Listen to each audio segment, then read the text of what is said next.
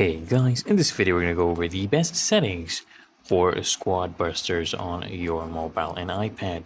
So first things first, what you're going to do is, of course, you want to open up the app, okay?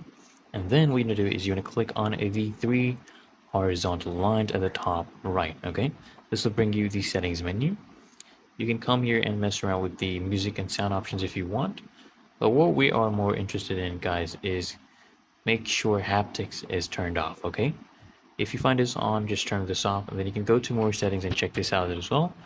You know, for example, showing your online status, removing friends, receiving team requests, such. These are not that important. To optimize your settings, what you need to basically do is, if your device actually supports it, you want to go ahead and turn on game mode, right? Let me go to settings and show you. So this is my settings. I'm going to search for game mode. So here we go. We have game mode right here. And what we're going to do, guys, we're going to come here and click on supported games. And then we're going to look for squad busters right here around S here. So I'm going to toggle this one on. And now when I open up the app again, I open up squad busters again, it should open up in a game mode. Okay, it's going to enhance. There we go, guys.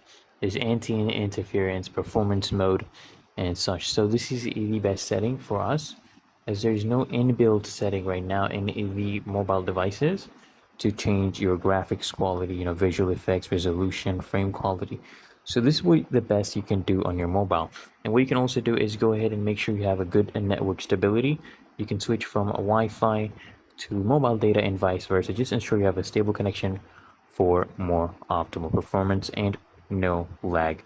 So I hope this video provided value to you, and if it did, guys, consider smashing that like button as well as subscribing to Find Your Solutions, and I'll see you in the next one.